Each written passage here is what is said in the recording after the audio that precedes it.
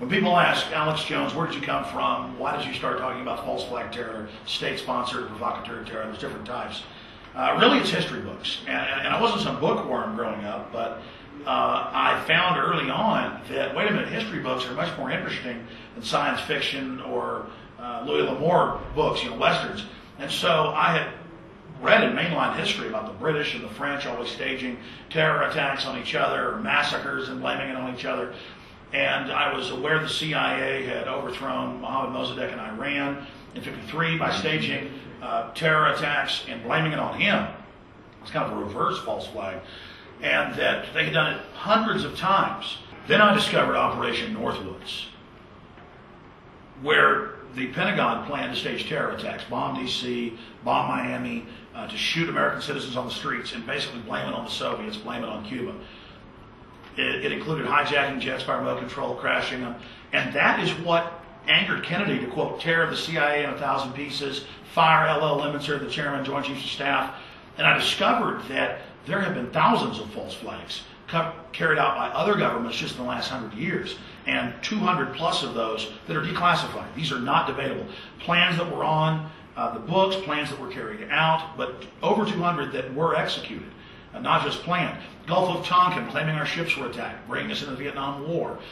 There's been just hundreds of these. So once I started finding out about this in the late 1990s, because I'd already studied it historically just out of interest, but then later found out more and more, I began warning people because I was seeing Rand Corporation documents and Pentagon documents saying, we're going to be hit by terrorists, and that's why we're militarizing the police secretly, that's why we're building FEMA camps, that's why we're setting up an expansion of continuity of government, or the shadow government, and we're going to use terrorism to take the people's liberties and secure corporate dominion. And it was a very veiled threat. They were pretty much saying we're going to stage things, but they didn't go that far. And then right before 9/11, they introduced bin Laden to the public. He's going to attack. He's going to get you when he does attack. Give up all your rights. And I knew that he was a CIA asset. I knew that he'd been funded in '79, along with the Mujahideen, to actually attack the Russians. And then when the Russians came in, because they were being attacked in the south, it was declared a Russian invasion. I'm not defending the Russian, what they did. It was horrible. The point is, they were attacked first. Same thing that's happening in Georgia now, picking fights with the bear, poking the bear. And so I understood that I saw the public being set up for a big event. And I went on air, and I don't do this often, I've only done it twice. I went on air and I said, they're about to stage something big. I knew the FBI had cooked the bomb, trained the driver, given them the detonators in '93 with the first World Trade Center attack. And I said, I think the World Trade Center is probably going to be the target. And sure enough, it was. I did that 2 months before the attacks happened. The crimes are now so massive that that's part of their success in this corruption, is that it's so big. How do you even address it when it's just lawless criminal activity running wild?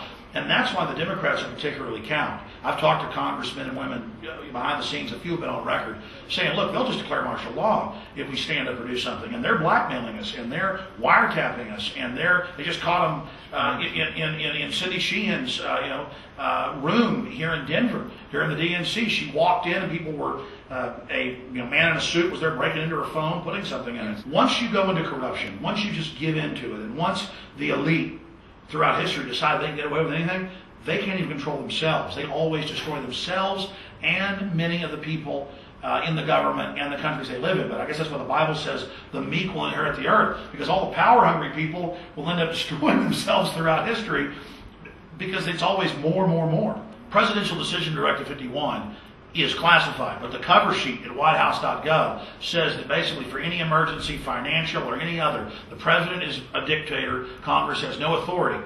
And then the head of the Homeland Security Committee a year ago said, I want to see that. I'm co-equal with the president. I'm at the same level of classified information.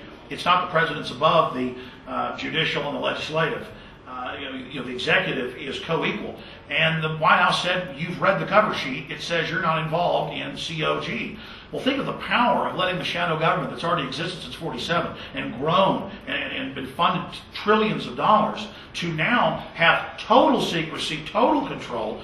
And under COG, it's over $4 trillion now missing. You can see hearings from years ago with Cynthia McKinney in Congress saying how much is missing, and they'll say 2.4, 2.9. It's now over $4 trillion. People say, well, wait, the budget's only $700 billion. It was all the Pentagon investments.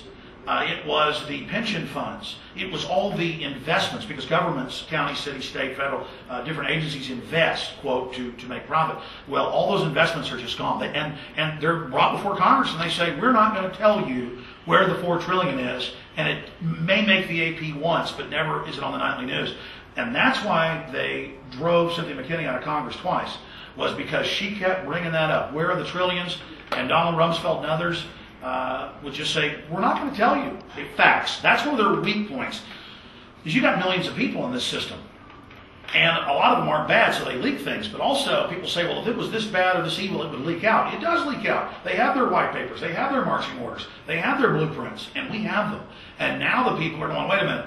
Is Monday Night Football important, or are my children's future important, or is my retirement important, or is my environment important? And they're actually opening it up and looking at the facts and finding out, whoa, while we were asleep at the wheel, while we were off having fun, thinking everything was okay and we could do no wrong, evils that have always been in this country have really grown up overnight into something very, very dangerous. And now those corrupt systems are telling us that we don't have a right to say it's wrong, or we're conspiracy theorists because we see this corruption and want to try to stop it. You have polls of upwards of 80% won out of the war. They sent the Democrats to Congress 2 years ago. What's happened?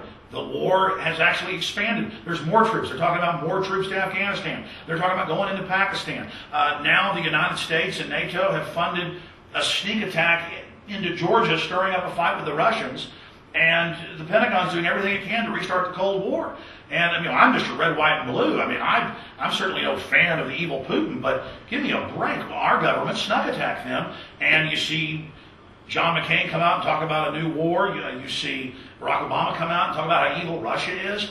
And the corporate media is so wicked. That's the only way to describe it. And it's not just wickedness. It is an absolute disgust and disregard for the intelligence of the American people. They've been running a monopoly of information for so long that they would arrogantly, for the last month, get on the news and say Russia snuck attack Georgia. Headlines, Russia invades Georgia, Russia attacks Georgia. And I'm sitting here going, my God, if you read the bottom paragraph of every article, it admits after a sneak attack killing thousands on these Russian enclaves.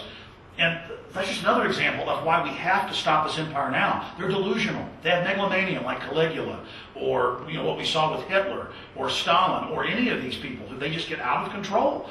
And it's clear that this global corporate state that they call a New World Order is gone completely insane. And they just see wars they want to start everywhere. And that's what Dick Cheney wrote in the PNAC documents way back in September of 2000, was that we're going to go into Iraq, we're going to go into Afghanistan, then we're going to encircle Russia, we're going to encircle China, we're going to start brush fire wars with them. What I talk about and what many others discuss is scary. People say, well, you're being negative. No, if you tell your child, don't walk out in front of a bus and you'll get hurt, that's not negative. In fact, that's very positive. You love your child, you don't want him to be run over. If you tell your child, don't stick your hand in the flame. Or if firefighters pull up to somebody's house and say, your home's on fire, please come out. It's not negative to say your house is on fire. And our society, our culture is burning down to the ground. There's still a lot of great things in it. And the good news is, the hope is, the American people finally are smelling the smoke and seeing the flame and deciding, yeah, that really is a fire. We better try to put this out, or at least, protect ourselves.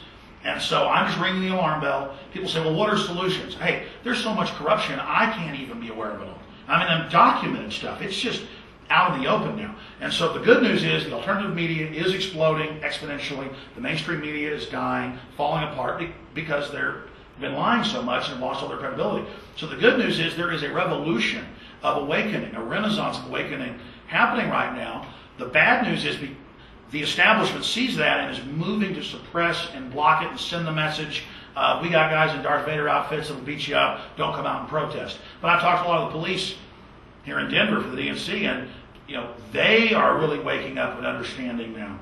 And so, again, there's a huge awakening happening, but the establishment's trying to suppress that. But at least there's an awakening against it. In so many other cultures and societies, the people have been so suppressed from the beginning, they never have a chance to get out from under it. We've had so much liberty, relatively, we're not perfect, to other nations, that we have such a history of rebellion and resistance to tyranny, that even if our muscles are atrophied, we're kind of getting out of the bed. We're learning to walk again. And soon we're going to be learning to jog again. And so we're getting healthy again and starting to value liberty and freedom and creativity instead of all the things that the corporate system has told us to value. And again, I don't want to be some hypocrite saying, sell your house and sell your clothes and walk the earth in a barrel. I'm saying you got to put liberty and freedom first. And then other things are important too. It's just that people are beginning to realize all the crap is actually a lot of times a hassle. What really matters, what generates wealth, what generates liberty, is having those basic freedoms. And if we lose that engine, we lose it all. And an amazing country goes down the tubes. And that's really what's happening. We're being sucked dry right now to maintain this empire.